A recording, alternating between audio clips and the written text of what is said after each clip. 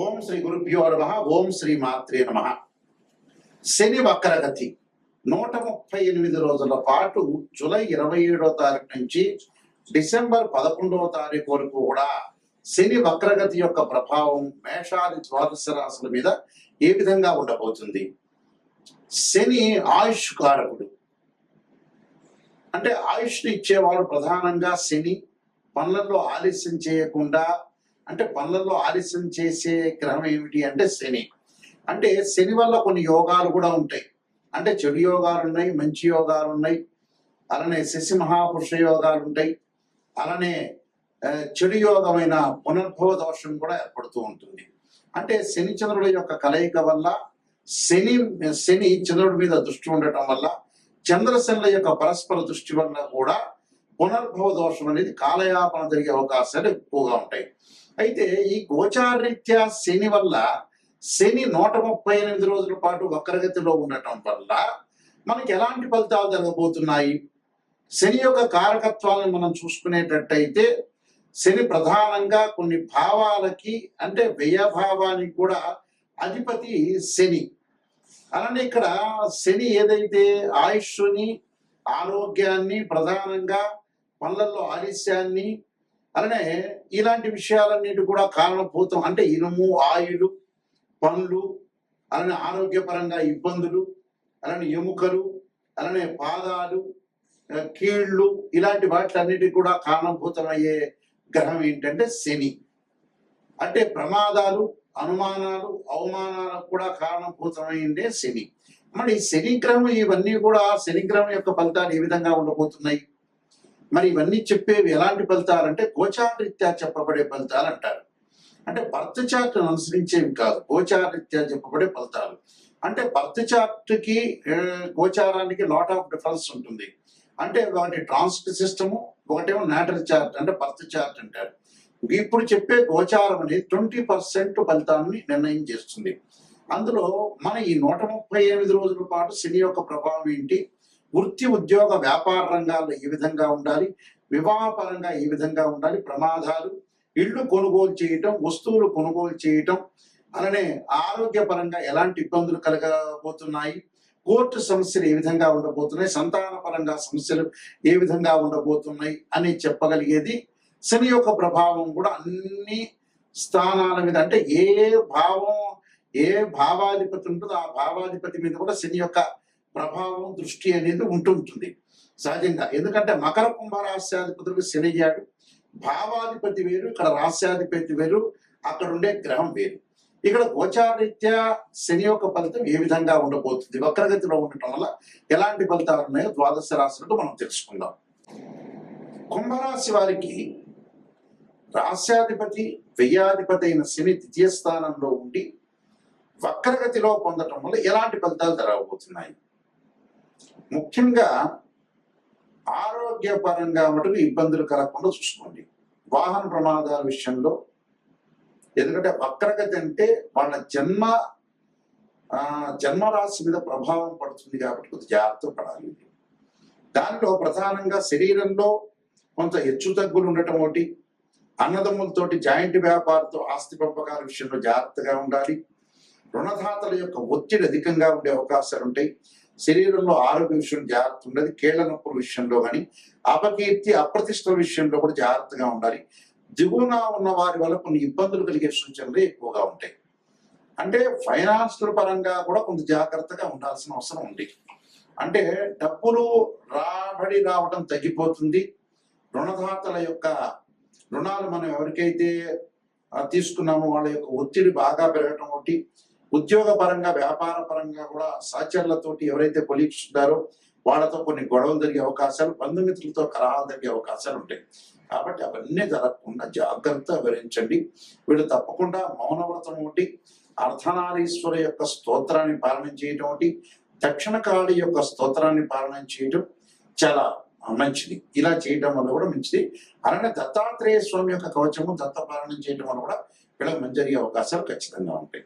ఈ యొక్క శని యొక్క దోషం పోవడానికి మేము చేయాల్సింది ఏమిటి అని అంటే, శనికి అధిదేవత, ప్రత్యుదేవత, అధిష్టాన దేవతలు, అంతరిక్ష దేవతలు అనేవాళ్ళు ఉంటారు. ఈ అంతరిక్ష దేవతలో శనికి ప్రధానంగా దక్షిణకాళి స్తోత్రాన్ని ఒక దేవాలయంలో అంటే శివాలయంలో కానీ ఆంజనేయ స్వామి దేవాలయంలో కూర్చొని దక్షిణాకాళి యొక్క స్తోత్రాన్ని పాలన చేయడం చాలా మంచిది. దానితో పాటు శనికి అధిదేవత ప్రత్యర్థేవతలు అంతరిక్ష దేవతలు అనేవాడు ఉంటారు కాబట్టి అంతరిక్ష దేవత దక్షిణకాళి స్తోత్రాన్ని పాలన చేయాలి. అలానే శనివారం రోజున కానీ ఆదివారం రోజు కానీ కాలభైరవాష్టకాన్ని చదువుకోవడం చాలా మంచిది. ఈ కాలభైరవాష్టకం చదువుకోవడం వల్ల మనకు మంచి జరిగే అవకాశాలు ఖచ్చితంగా ఉంటాయి.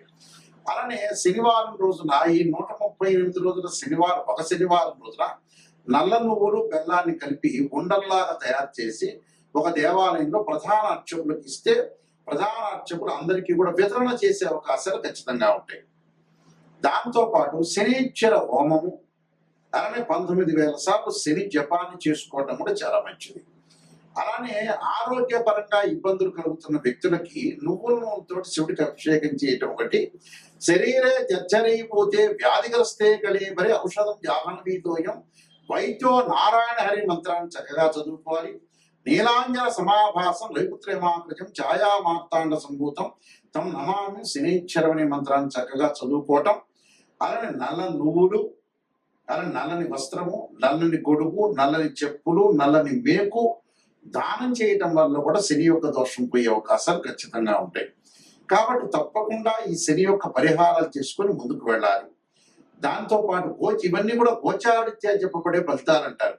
గోచారం ఎప్పుడూ కూడా ఈ 138 రోజుల పాటు వృత్తిపరంగా ఎలా ఉంటుంది, ఉద్యోగపరంగా ఎలా ఉంటుంది, వ్యాపార పరంగా ఎలా ఉంటుంది, ఎలాంటి నిర్ణయాలు తీసుకోవాలి, ఎలాంటి నిర్ణయాలు తీసుకుంటే మనం మంచి జరుగుతుంటుంది, ఎలాంటి చెడు ఫలితాలను మనం ఎలా ఓవర్కమ్ చేస్తాం అనేది తెలుసుకోవాలి. అలానే విద్యార్థులకు ఎలా ఉండబోతుంది, మరి విద్యార్థులు ఎలాంటి నిర్ణయాలు తీసుకోవాలి, స్త్రీలు ఎలాంటి నిర్ణయాలు తీసుకోవాలి, కోర్టు సమస్యలు ఏంది, భూములు రైతులు పొలాలు కొనుగోలు చేయటం, అలానే కోర్టు సమస్యలు రాకుండా పోలీస్ స్టేషన్ సమస్యలు రాకుండా ఎలాంటి తగు జాగ్రత్తలు తీసుకోవాలి. గోచారం అంటే ఏంటంటే ఎలాంటి నిర్ణయం తీసుకోవాలి, ఎలాంటి జాగ్రత్తలు తీసుకోవాలి, ఎలాంటి జాగ్రత్తలను మనం ఓవర్కమ్ చేయాలి, ప్రొఫెషన్ పరంగా ఏ విధంగా ఉండబోతుంది, బిజినెస్ లో ఎవరిని నమ్మాలి నమ్మకూడదు అనే జాగ్రత్తలు ఈ 138 రోజుల పాటు సూచనలు చేసేదే గోచారం అంటారు. గోచారానికి బర్త్ చార్ట్ కి లాట్ ఆఫ్ డిఫరెన్స్.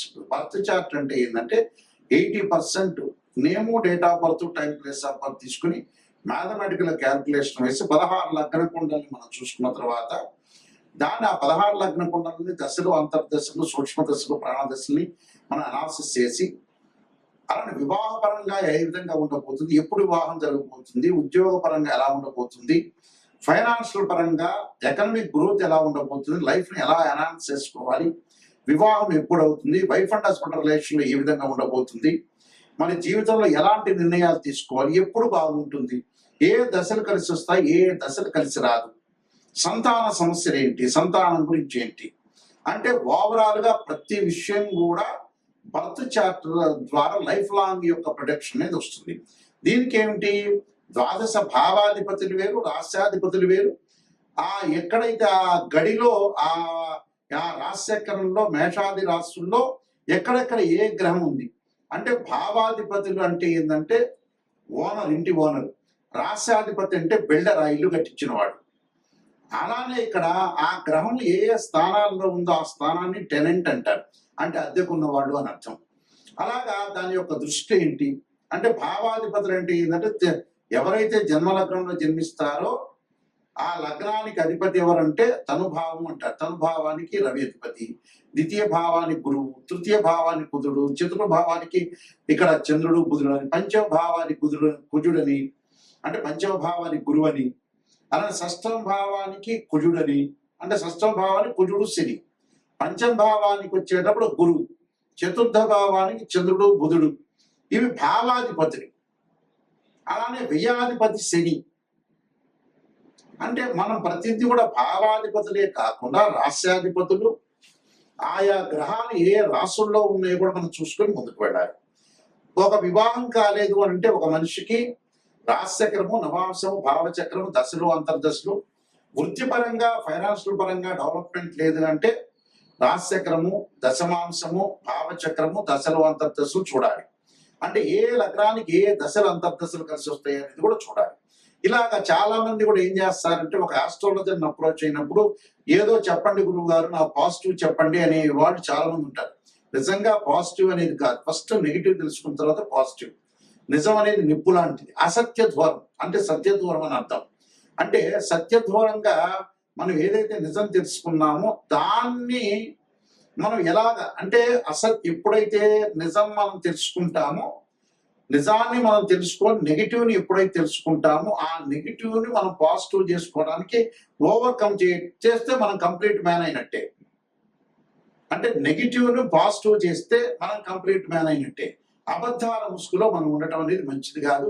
ఎప్పుడైనా సరే ఆస్ట్రాలజర్ని అప్రోచ్ అయ్యేటప్పుడు కరెక్ట్ గా నిజం తెలుసుకుంటే మీ జీవితం బాగుపడినట్టే. ఏదో ఆస్ట్రాలజర్స్ కి మనం డబ్బులు ఇచ్చాం కదా పాజిటివ్ చెప్పండి అనేది కరెక్ట్ కాదు. అందువల్ల నిజాన్ని తెలుసుకోండి. ఆ నిజాన్ని తెలుసుకొని ఏదన్నా జాతక పరంగా నెగిటివ్ ఉంటే దాన్ని ఓవర్కమ్ చేసుకుంటే కంప్లీట్ అవుతుంది. మా వెబ్సైట్ www.nayakanti.com nayakanti.in. నేను నెంబర్ ఆఫ్ ఆస్ట్రాలజీ బుక్స్ రాశాను. కాలసర్పయోగం, కాలసర్పయోగ చంద్రిక, రాహుకేతులు, ఛాయాగ్రహాలు, బృహత్ పరిహార సింధు, పుత్ర గణపతి వ్రతము, స్వప్న శాస్త్రము, సర్వదేవతా గోత్రులు ప్రవర్తు పార్ట్ 1, పార్ట్ 2. అలానే ముఖ్యంగా నవగ్రహ దోషాలకి ద్వాదశ మహావిద్యల యొక్క స్తోత్ర పారణాలు, వివాహ మార్తాండము, జాతక Chandrika, production of astrology, transcripts of results అనే బుక్స్ రాశారు. మీరు అన్ని కూడా నిజంగా నెగిటివ్ తెలుసుకొని దాన్ని పాజిటివ్ చేసుకోవడం ఎలా అనేదే పాయింట్ ఆలోచన చేయండి. ఎందుకంటే మ్యాథమెటిక్లలో డిగ్రీల్లో ప్రతిదీ కూడా అనాలిసిస్ చేస్తేనే మనకు తెలుస్తుంది. గోచారం అనేది 20% సపోర్ట్. ఈ 135 రోజుల పాటు ఎలాంటి సూచనలు, ఎలాంటి నిర్ణయాలు తీసుకోవాల్సిన అవసరం ఉంటుంది అనేది చూసుకోవాలి. ఎందుకంటే గోచారిత్య శని ఎల్లాంటి శని ప్రభావం, అలానే అర్ధాష్టమ శని, అష్టమ శని, కంటక లేదా పొంగు శనిలు ఏ విధంగా ఉండబోతున్నారు, ఎలాంటి పరిహారాలు చేసుకోవాలి అంటే నేను చెప్పిన పరిహారాలన్నీ కూడా మీరు చేసుకుని ముందుకెళ్తే మీకు మంచి జరిగే అవకాశాలు ఖచ్చితంగా ఉంటాయి. మీకు అందరికీ కూడా స్క్రీన్ మీద స్క్రోలింగ్ అవుతున్న నెంబర్ కనపడుతుంది, ఆ నెంబర్కి నాకు కాల్ చేయొచ్చు. మీ అందరికీ కూడా పరమేశ్వరుడి యొక్క కరుణాకటాక్షం ఉండాలని ఆశిస్తూ సర్వే జనా సుఖినో భవంతు.